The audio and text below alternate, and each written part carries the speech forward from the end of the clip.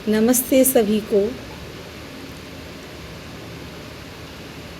कहते हैं जैसा खाए अन्न वैसा बने मन, जैसा होगा मन वैसे आएंगे विचार, जैसे होगा विचार वैसे दिखेगा संसार।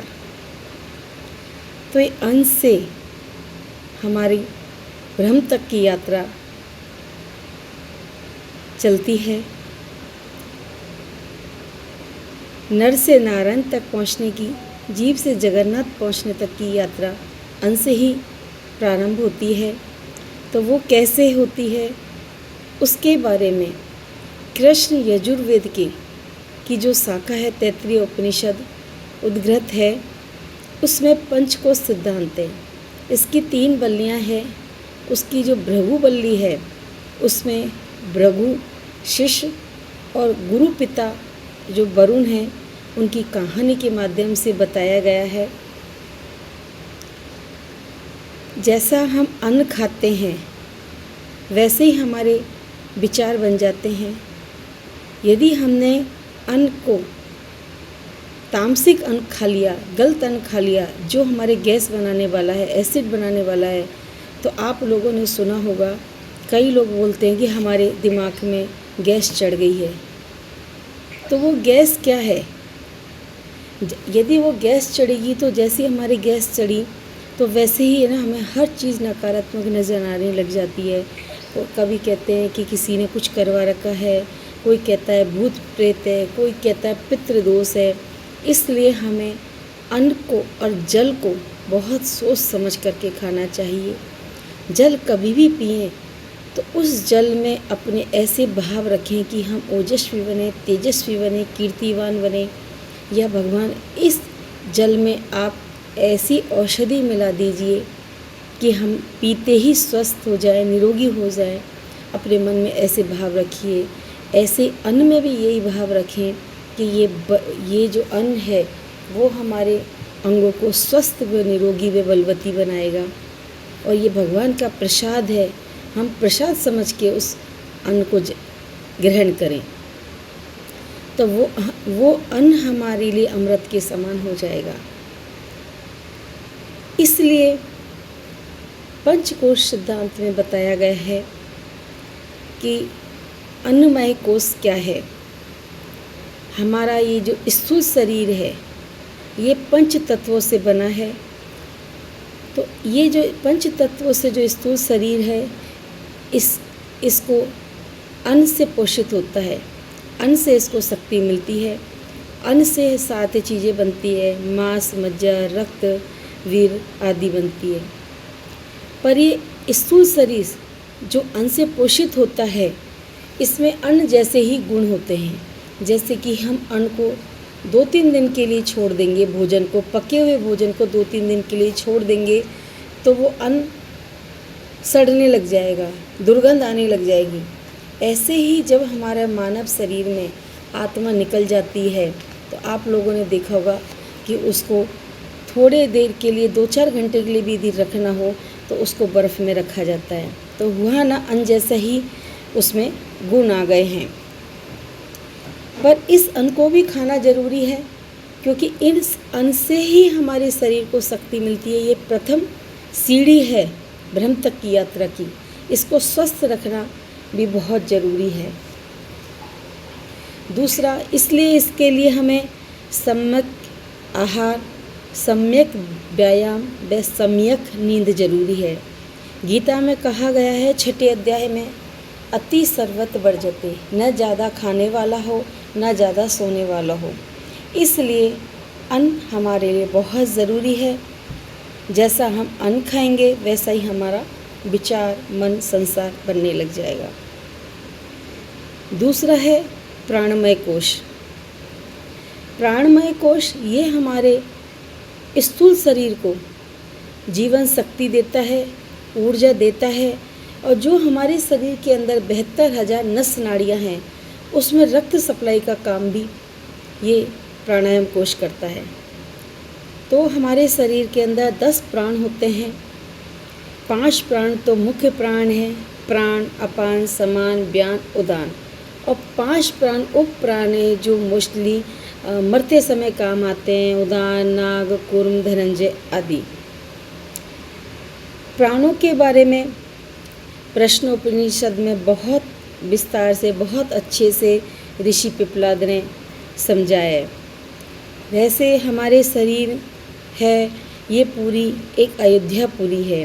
अथर्ववेद में भी एक मंत्र आया 10वें खंड का कि तस्या हिरण्मय कोशा स्वर्गो ज्योतिषा आवृतः। हमारे शरीर के अंदर 5 कोश हैं और उसमें एक गर्भगृह ऐसा है। इस सोने से कीमती ही जो 5 कोश हैं, इसमें एक गर्भगृह है जिसमें राम जी बैठे हुए हैं। आत्मा परमात्मा का मिलन होता है और 33 कोटि देवी देवता हमारे इस शरीर के अंदर रहते हैं। बहुत सुंदर वर्णन है। एक ही मंत्र ऐसा है कि पूरे शरीर के बारे में व्याख्या कर देता है। तीसरा आया हमारा मनोमय कोश। मनोमय कोश के आप नाम से ही समझ रहे होंगे कि मन क्या है। मैं से मनोमय है और मैं से मेडिटेशन। ये हमारे मन में जो स्फुरणाएँ होती हैं, भावनाएं होती हैं, विचार होते हैं, इच्छाएं होती हैं, ये इन सब से जुड़ा हुआ कोश है। ये मन जो 10 इंद्रियां हैं इनका राजा है और ये इंद्रियों को आदेश देता है। मन आदेश देके कार्य करवाता है। इंद्रियां हैं वो बाहरी विषयों की और भोगों की, सुख दुख की अनुभूति करता है और बाहर की तरफ ही जाती है। तो षड दोष वह जो चंचलता है वो सब इसी मन का काम है। तो इसको नियंत्रण में रखने के लिए ध्यान और इंद्रिय नियंत्रण भी इसी कोश का काम है। जैसे योग दर्शन का सूत्र है ध्यान निर्विशः मनः। आजकल तो सबसे ज़्यादा बीमारी ही मन की हो रही है। गीता मनमय कोश की ग्रंथ है और भगवान श्री कृष्ण सबसे बड़े मनोचिकित्सक हैं। अर्जुन जब अपने सगे संबंधियों को देख करके युद्ध के मैदान में भाग रहा था, उस समय अर्जुन की मानसिक अवस्था डिप्रेशन वाली थी। तब कृष्ण भगवान ने ही उसको उस बीमारी से दूर किया था। तो मानव को जितना भी अहंकार और ईगो है वो सब मन का ही खेल है। मन ही अपना खेला खेल रहा है, क्योंकि मनुष्य क्या है, हर चीज़ को पाना चाहता है। हर चीज़ की उसकी कामनाएं होती है कि ये भी ले लूँ, ये भी ले लूँ, और जो कामना है वही पाप की जड़ है। मनोमय कोश मेंटल इमोशनल लाइब्रेरी ही कह सकते हैं। मन हर समय हमारे संकल्प विकल्प करता रहता है। मन में जो स्फुरना चलती रहती है विचारों की, भावनाओं की, उसको निरुद्ध करने का उपाय यही है कि मन को अच्छे कर्मों में लगाएं, निष्काम भाव से लगाएं। कहते हैं ना कि मन के जीते जीत है, मन के हारे हार। जब निरुद्ध मन है वो निरुद्ध हो जाएगा, तब संसार से हमारा नाता टूटेगा, तभी हमारा भगवान से नाता जुड़ सकता है। संसार से नाता जोड़ो, ईश्वर से नाता संसार से नाता तोड़ो, ईश्वर से नाता जोड़ो। तो मन हमारे कितने खेल खेलता है, तो मन को संयम करने के लिए हमें ध्यान अवस्था में बैठना पड़ेगा। मन इतना चंचल है कि बंदर की तरह भागता है।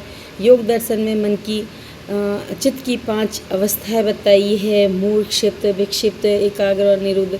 तो मन को कैसे कंट्रोल किया जाए। मन को बहुत बंदर की तरह चंचल है, बहुत मुश्किल है कंट्रोल करना। लेकिन यदि काम कोई मुश्किल नहीं, यदि हम संकल्प करें, अच्छे विचार लाएं, सिर्फ संकल्प लाएं, तो मन भी संयम हो सकता है। चौथा कोश है विज्ञानमय कोश। जब हमारी प्राण शक्ति नियंत्रण में हो जाती है, हमारा मन भी सधने लग जाता है, फिर हमारा विज्ञानमय कोश खुलने लग जाता है। ये बुद्धि, विवेक, ज्ञान, और कहते हैं कि तीसरी आँख, अंतर्दृष्टि, सही गलत का जो निर्णय लेने की शक्ति है वो विज्ञानमय कोश का काम है। मन को जो नियंत्रण करता है वो भी बुद्धि करती है। क्या ना, विनाश काले बुद्धि विपरीता, है ना। लेकिन जब हमारा विनाश काल आता है, बुद्धि हमारी यदि भ्रमित हो जाती है तो हमारा विनाश काल हो जाता है। तो यदि बुद्धि गलत हो गई तो हमारा कहीं ये अंत ही है। इसलिए बुद्धि को संयम में रखना, बुद्धि ही एक ऐसी चीज़ है कि जो मन को भी नियंत्रण में कर सकती है। कई लोगों का मनोबल बहुत कमज़ोर हो जाता है, समझ ही नहीं पाते हैं कि क्या करें क्या नहीं करें। तब यदि बुद्धि काम कर जाएगी, सही निर्णय ले लेगी, तो फिर सत असत का भेद करना और विनाश से, नुकसान से हमको वो बचा लेगी। विज्ञानमय कोश ही यानी बुद्धि ही हमें समझने की शक्ति देती है। हम आत्मा है, शरीर और मन से परे हैं। तो इसके बुद्धि को अच्छा करने के लिए हम गहरा स्वाध्याय करें, ध्यान करें, आत्मचिंतन करें। गुरु व शास्त्रों से अध्ययन लेने से हमारी बुद्धि विकसित होती है। पांचवा आया आनंदमय कोश। यह वह कोश है जिसके अंदर तत्वज्ञानी उतरते हैं। यह कोश नर से नारायण तक का, जीव को जगन्नाथ तक का मिलने का, देही से मिलने का की श्रृंखला का अंतिम कोश यानी गर्भगृह है। खजाना है, कोश का मतलब खजाना है, जहाँ पर इस अयोध्यापुरी में, इस गर्भगृह में राम जी निवास करते हैं, यानी परमात्मा निवास करते हैं। जहाँ आत्मा परमात्मा का चिर स्थायी मिलन हो सकता है, वहाँ ऐसा प्रकाश है। उस आनंदमय कोश के अंदर जो कोई भी ज्ञानी उतर गया, वो तो कोई बहुत ही बिल्ले होते हैं, वो उतर सकते हैं। लेकिन जो कोई इसमें उतर गया, जहाँ वहाँ पर ऐसा प्रकाश है कि योगी है ना सुध-बुध खो बैठते हैं। उस प्रकाश को देखकर, उस ईश्वर मिलन को देख करके वाणी निवृत्त हो जाती है, जिसका सुखद अनुभव बयान भी नहीं किया जा सकता। और उस आनंद को पाकर के योगी लोग कह उठते हैं कि ना तो मैं शरीर हूँ, न आत्मा हूँ, न हूँ मन बुद्धि, सिर्फ आनंद हूँ। गार्गी अज्ञात शत्रु का जो वार्तालाप है उसमें भी यही है, ईश्वर कैसा है, तो वही बताते कि वो आनंद है, प्रकाश है, और उसको बताया नहीं जा सकता है, उसको सिर्फ अनुभव कहा जा सकता है। वेदों में बार बार कहते हैं नेति नेति, बोले इसको नहीं बताया जा सकता है। तो जहाँ उस आनंद कोश में ना तो पहुँचने पर योगी को ना विचार आते हैं, ना भावना होती है, ना कामना होती है, सिर्फ आनंद ही आनंद होता है। जैसे कि हम बहुत गहरी नींद में जब सो जाते हैं, या बहुत गहरे ध्यान में हम चले जाते हैं, कोई व्यक्ति और उठता है, तब उसको शब्दों से पूछा जाए कि कैसी रही, तो सिर्फ ये कहते बहुत गहरी नींद में सोया, बहुत आनंद आया, बहुत सुखद अनुभूति हुई। बस वो ही आनंदमय कोश की अनुभूति है जिसके लिए हम इस मानव देह में आए हैं। तो अन्नमय कोश है वो स्वस्थ शरीर देता है, प्राणमय कोश है वो हमारे शरीर को ऊर्जा और रक्त की सप्लाई करता है, मनोमय कोश है वो मन को नियंत्रण रखने का काम करता है, और जो विज्ञानमय कोश है वो बुद्धि विवेक देता है। आनंदमय कोश तो वो सब कुछ दे देता है जिसके लिए हम करोड़ों वर्षों से प्यासे हैं। ये कहानी भृगुवल्ली में भृगु शिष्य और उनके पिता जो गुरु थे वरुण, उस पर पे कथा लिखी गई है कि भृगु ने पूछा कि भगवान कौन है, तो सबसे पहले गुरु ने कहा अन्न, दोबारा पूछा ईश्वर कौन है कि प्राण। तीसरी बार पूछा तो गुरु ने कहा कि मन। चौथी बार पूछा तो गुरु ने कहा ईश्वर बुद्धि है। पांचवी बार पूछा तो गुरु ने कहा कि आनंद। शिष्य उस खोज में दर परत खोजता ही चले गया। उसके बाद जो उसको आनंदमय कोश में जो आत्मा परमात्मा का मिलन हुआ, उस कहानी के माध्यम से बताया गया है कि हमारे शरीर के अंदर ही परमात्मा निवास करते हैं, लेकिन हम वहाँ तक पहुँच ही नहीं जाते हैं।